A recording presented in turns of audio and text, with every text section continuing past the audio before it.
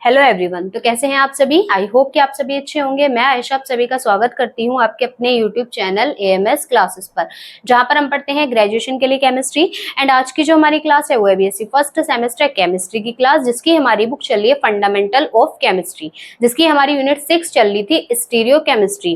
ठीक है, तो जैसा मैंने आपको बताया था कि आज हम क्या पढ़ने वाले हैं, सिस और ट्रांस का सेपरेशन। ठीक, तो फाइनली आज आपकी क्लास हो रही है, सारी कंडीशन सेटिस्फाई हैं। तो देखिए, जो आपके सिस और ट्रांस होते हैं उनको हम दो मेथड द्वारा सेपरेट करेंगे, मींस दो विधियों द्वारा। पहली विधि होगी आपकी भौतिक विधि और दूसरी होगी आपकी रासायनिक विधि। ठीक, भौतिक विधि का मतलब नाम में ही आपका मीनिंग छुपा हुआ है, जैसे कि बताती हूँ मैं आपको हर क्लास में। देखिए, भौतिक विधि मीन्स कंपाउंड की यौगिक की भौतिक अवस्था के आधार पर, भौतिक अवस्था के कि उसके साइज के आधार पर, शेप के आधार पर, या फिर बॉइलिंग और melting point, boiling point means क्वथनांक, मेल्टिंग पॉइंट गलनांक, उनके आधार पर जब हम किसी कंपाउंड को सेपरेट करते हैं तो वो मेथड आपका कैसा कहलाएगा, भौतिक विधि।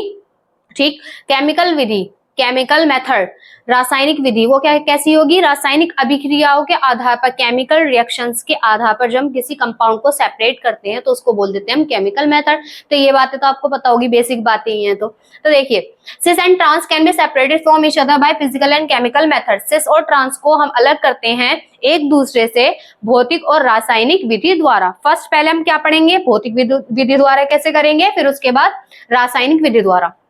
फर्स्ट फिजिकल मेथड द्वारा, फर्स्ट इसमें आएगा आपका प्रतिकर्षण बल। प्रतिकर्षण बल के आधार पर कैसे, देखिए, जो आपकी सिस फॉर्म होती है, आपने देखा है जब हमने अभी सिस और ट्रांस बनाने सीखे हैं पिछली वीडियो में, जिन बच्चों ने नहीं देखी ज्योमेट्रिकल आइसोमेरिज्म की वाली वीडियो, वो एक बार चेक कर लेना। देखिए, जब हमने सिस बनाया था तो आपको पता है सिस फॉर्म में सिमिलर ग्रुप आपके सेम साइड होते हैं, ट्रांस में सिमिलर ग्रुप अपोजिट डायरेक्शन में। तो सिमिलर जब सेम डायरेक्शन में है तो वो एक दूसरे को क्या करेंगे, रिपेल करेंगे स्ट्रॉन्गली। तो उनके बीच रिपल्सन कैसा होता है, ज्यादा होता है, क्योंकि सिमिलर ग्रुप सेम डायरेक्शन में समान दिशा में होंगे। अब जो ट्रांस होती है उसमें क्या होते हैं, जो आपके समान ग्रुप हैं वो अपोजिट साइड में होते हैं, अपोजिट डायरेक्शन में होते हैं, अपोजिट या विपरीत दिशा में कह लो, हिंदी में विपरीत दिशा में होंगे। तो अब वो एक दूसरे को कम रिपेल करेंगे, रिपल्सन उनके बीच कैसा होता है, मिनिमम या फिर कम। तो यही चीज मैंने इसमें लिखी है, आगे आपको समझ अच्छे से। तो एक बार इसकी थ्योरी देखिए, the magnitude of repulsion force in cis form is always more than trans form. जो मैग्नीट्यूड होता है रिपल्सन फोर्स का, प्रतिकर्षण बल का, इन सिस फॉर्म में is always more than trans form, हमेशा ज्यादा होगा किससे, ट्रांसफॉर्म से। ठीक, because in cis form similar groups are present in same side, क्योंकि सिस फॉर्म में सिमिलर ग्रुप, समान ग्रुप आपके उपस्थित होते हैं, कहाँ, सेम साइड में, समान दिशा में। But in trans form these groups are opposite to each other, लेकिन ट्रांसफॉर्म में यही ग्रुप आपके जो समान ग्रुप होते हैं वो कहाँ उपस्थित होते हैं, अपोजिट डायरेक्शन में, विपरीत दिशा में। ठीक, अब सेकंड आता है सरफेस एरिया। अब आप बताओ भाई, रिपेल कर रहे हैं वो एक दूसरे को, समान ग्रुप जो थे वो एक दूसरे को रिपेल करेंगे तो वो पास पास तो रहना पसंद नहीं करेंगे, वो एक दूसरे से क्या करेंगे, दूर दूर जाएंगे। दूर जाएंगे तो उनके बीच का जो सरफेस एरिया है, सतही क्षेत्रफल, वो क्या होगा, ज्यादा होगा। किसका ज्यादा होगा, सिस फॉर्म का, क्योंकि सिस फॉर्म में रिपल्सन ज्यादा है। तो देखिए, सेकेंड पॉइंट यही है आपका, सरफेस एरिया, सतही क्षेत्रफल। The surface area of cis form is always more than trans form. जो सतही क्षेत्रफल होता है वो सिस फॉर्म का हमेशा ज्यादा होगा ट्रांसफॉर्म से, because in cis form strong repulsion exist between similar groups. क्योंकि सिस फॉर्म में आपका क्या होता है, स्ट्रॉन्ग यानी कि प्रबल प्रतिकर्षण बल लगता है सिमिलर मॉलिक्यूल ग्रुप्स के बीच में। ठीक, जो आपके समान ग्रुप होंगे। So this group will move away from each other. इसलिए अब ये जो ग्रुप्स थे वो ये जो समूह थे अभी एक दूसरे से क्या करेंगे, दूर दूर जाएंगे। ठीक है, जिससे सतही क्षेत्रफल इंक्रीज हो जाएगा। तो ये मैंने एग्जांपल दिखा दिया यहाँ पर। ये आपका सिस आइसोमर है, सेम ग्रुप सेम साइड है। अब क्या हुआ, एक ग्रुप इधर जाएगा, एक ग्रुप इधर जाएगा, इसी तरीके से ये वाला ग्रुप इधर, ये वाला ग्रुप इधर, एरो के थ्रू मैंने दिखा भी दिया है। इसकी वजह से अब क्या होगा, सतही क्षेत्रफल इंक्रीज हो जाएगा। ठीक है, तो आई होप आप सभी को यहाँ तक का क्लियर हुआ हो। तो एक बार आप इसका स्क्रीनशॉट ले लीजिए, इसके बाद हम आगे देखते हैं अपने मेथड्स।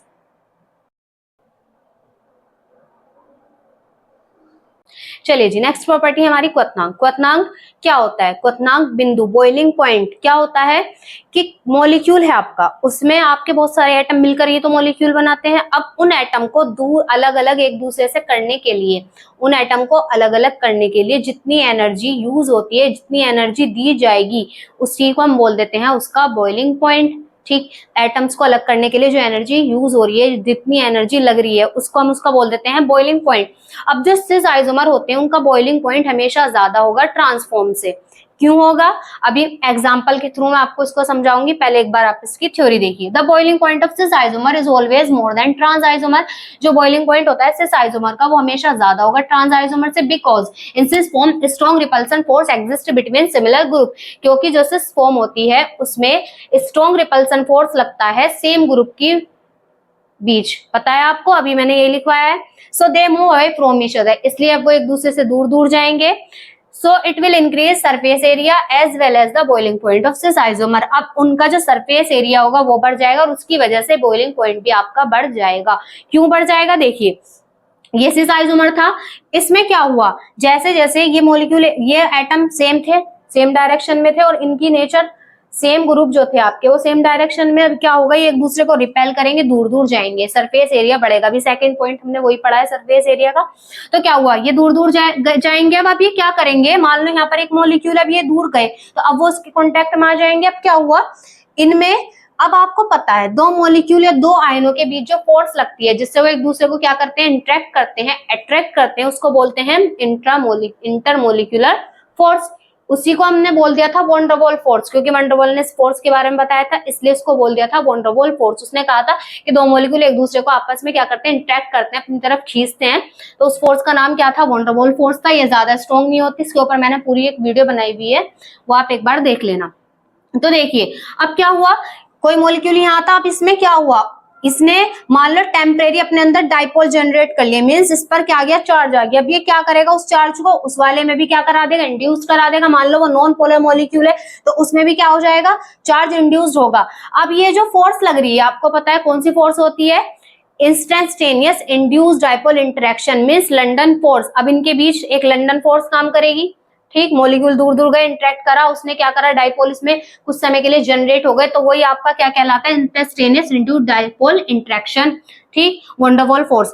अब दूसरी फोर्स देख रहे हो आप यहाँ पर कौन सी फोर्स लगती है, देखिए आपको जो मैंने वो पढ़ाया था ना डाइपोल मोमेंट, उसमें आपको बताया था जो सिस आइसोमर होते हैं उनका डाइपोल मोमेंट क्या होता है, हमेशा ज्यादा होता है ट्रांस से। क्यों? क्योंकि इसमें देखो एक डाइपोल ये बनेगा लेस से, ये था हाइड्रोजन की, ये होती है इलेक्ट्रोनेगेटिविटी इससे कम, तो क्या होगा लेस से मोर, एक क्या बनेगा लेस से मोर, एक ये बनेगा लेस से मोर, एक ये बनेगा लेस से मोर। तो इस तरीके से सारे डाइपोल्स देख रहे हो आप ऊपर की दिशा में जा रहे हैं तो इनका मैग्नीट्यूड कैंसिल नहीं होगा, म्यू नेट जीरो नहीं आएगा। इसकी वजह से ये कैसा मॉलिक्यूल होगा, पोलर मॉलिक्यूल।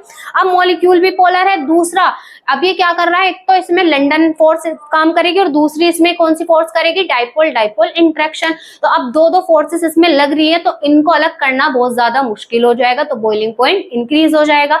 अब इसमें देखिए इसमें क्या था, ये एक डाइपोल ये है लेस से मोर, एक डाइपोल ये है लेस से मोर, एक डाइपोल क्या होगा ये लेस से मोर, एक ये होगा लेस से मोर। तो अब आप देख रहे हो एक तो यूं जा रहे हैं और दो यूं जा रहे हैं, अभी आपस में एक दूसरे को क्या कर देंगे, कैंसिल कर देंगे, म्यू नेट जीरो है, मॉलिक्यूल कैसा हो जाएगा, नॉन पोलर। ये सारी चीजें मैंने डाइपोल मूवमेंट में आपको सिखा रखी है, पढ़ा रखी है।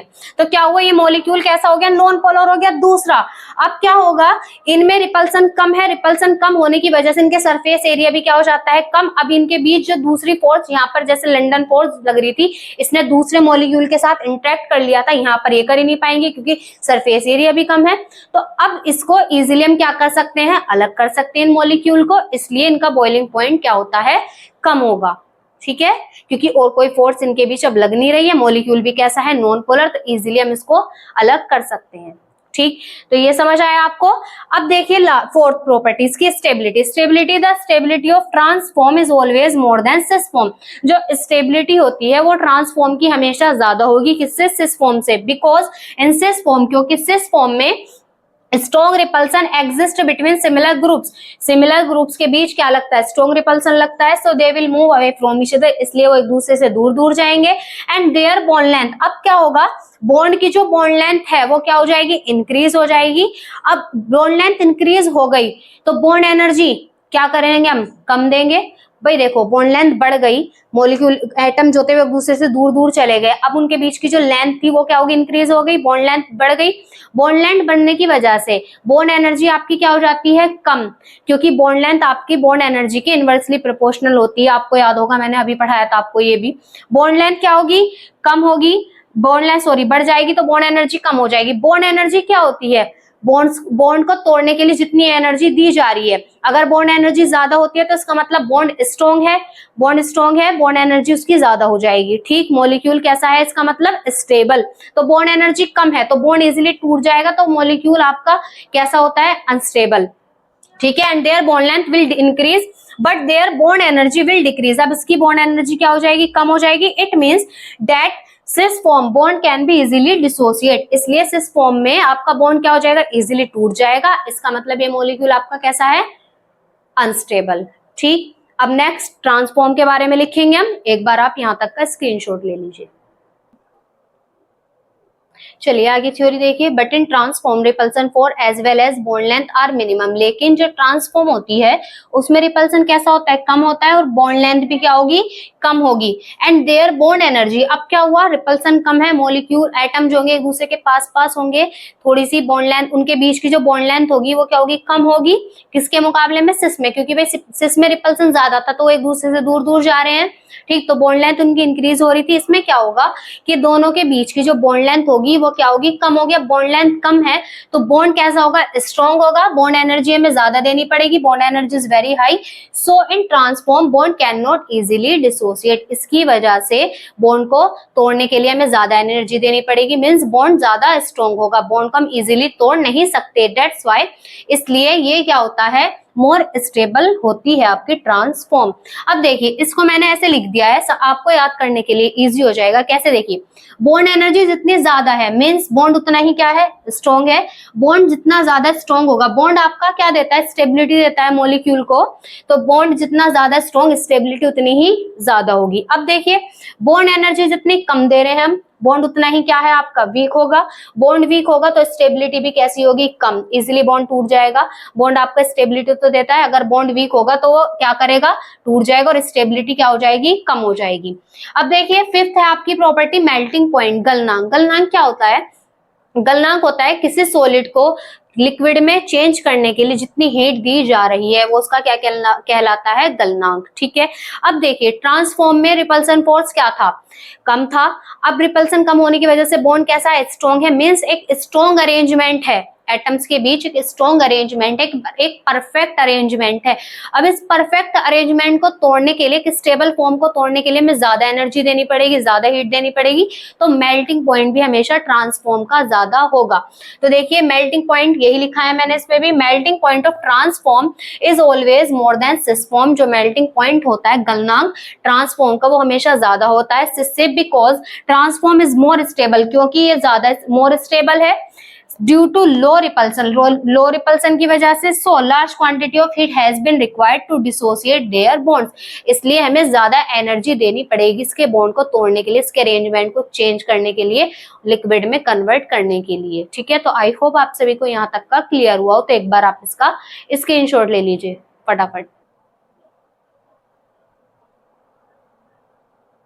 चलिए ये थे हमारे भौतिक विधि। ठीक है, अब हमें पढ़नी है रासायनिक विधि। रासायनिक विधि में, रासायनिक विधि का मतलब बताया था केमिकल रिएक्शन द्वारा। अब देखिए जो आपके मैलिक एसिड होता है और फ्यूमेरिक एसिड, लास्ट क्लास में मैंने आपको बताया था जो मैलिक एसिड होता है वो सिस फॉर्म होती है, और जो फ्यूमेरिक एसिड होती है वो ट्रांस आइसोमर होता है। ठीक, तो ये सिस और ट्रांस आइसोमर होते हैं। तो इनको केमिकल रिएक्शन द्वारा हम कैसे सेपरेट करते हैं, देखिए जो आपका होता है मैलिक एसिड, जब उसकी रिएक्शन हम कंसंट्रेट H2SO4 के साथ कराते हैं, कंसंट्रेट H2SO4 का वर्क होता है डिहाइड्रेशन कराना, मींस H2O को बाहर निकालना। ठीक, H2O रिलीज कर देगा। तो अब क्या हुआ, जैसे ये था हमारे पास, देखिए सेम ग्रुप सेम साइड है, तो ये कैसी फॉर्म थी, सिस फॉर्म, और इसका नाम क्या था, मैलिक एसिड। यहाँ पर लिख लेना इसको, मैलिक एसिड, मैलिक एसिड था। तो इसमें क्या हुआ, मैलिक एसिड की सिस फॉर्म में मैलिक एसिड बनता है, मैंने आपको बताया था ये। अब देखिए क्या हुआ, OH और इस एसिड का OH और इस वाले का H, ये दोनों यहाँ से निकल जाएंगे, H2O बाहर, क्योंकि कंसंट्रेट H2SO4 का यही वर्क होता है। अब ये दोनों बाहर हुए तो क्या ग्रुप बचा हमारे पास, CO और O, ये होता है एनहाइड्राइड, इस ग्रुप का नाम होता है एनहाइड्राइड। तो अब क्या हुआ, जब मैलिक एसिड की रिएक्शन कराते हैं कंसंट्रेट H2SO4 के साथ, तो वो क्या बनाता है, मैलिक एनहाइड्राइड। लेकिन अगर इसी रिएक्शन को हम कराते हैं फ्यूमेरिक एसिड जो कि ट्रांसफॉर्म होती है, इसकी रिएक्शन जब हम कंसंट्रेट H2SO4 के साथ कराएंगे तो इसमें फ्यूमेरिक एनहाइड्राइड ही नहीं बनेगा। क्यों नहीं बनेगा, देखिए समझिए इसको भाई। देखो ये था हमारे पास ट्रांसफॉर्मेसी तो थी, सेम ग्रुप अपोजिट डायरेक्शन में, तब देखिए यहाँ से OH अगर आपने निकाल दिया और यहाँ से H निकाल दिया तो क्या ग्रुप बचा आपके पास, CO। और एनहाइड्राइड का फॉर्मूला क्या होता है, ये 2 CO और 1 ऑक्सीजन बीच में इस तरीके से रहता है, तो ये कहलाता है एनहाइड्राइड। तो यहाँ पर कोई एनहाइड्राइड नहीं बन रहा, तो ये रिएक्शन पॉसिबल ही नहीं होती फ्यूमेरिक एसिड में। ठीक है, तो यही बताया है केमिकल मेथड में। केमिकल मेथड में केमिकल रिएक्शन से इस तरीके से हमने इसको सेपरेट कर लिया। देखिए chemical method is suitable for the separation of malic acid and fumaric acid. रासायनिक विधि सुटेबल है किसके लिए, मैलिक एसिड और फ्यूमेरिक एसिड के सेपरेशन में। When These compounds are mixed, जब इन दोनों कंपाउंड्स को मिक्स्ड करते हैं विद कंसंट्रेट H2SO4 के साथ, कंसंट्रेट H2SO4 सांद्र सल्फ्यूरिक एसिड के साथ, then maleic acid will form a cyclic maleic anhydride. तब ये क्या बनाता है, एक साइक्लिक मैलिक एनहाइड्राइड, एक साइक्लिक कंपाउंड बनाएगा जिसका नाम क्या होता है, maleic anhydride. This reaction is not possible, लेकिन ये रिएक्शन संभव नहीं है किसमें, in fumaric acid, because functional group are opposite, क्योंकि इसमें जो फंक्शनल ग्रुप थे वो कहाँ थे, अपोजिट थे एक दूसरे के साथ। भाई देखो यहाँ पर फंक्शनल ग्रुप OH और यहाँ का ये वाला H कहाँ है, एक दूसरे के अपोजिट है, इसलिए ये रिएक्शन नहीं कर पाती होती इसमें फ्यूमेरिक एसिड में। तो आपको समझ आ गई ये बात, इसका भी आप एक बार स्क्रीनशॉट ले लीजिए।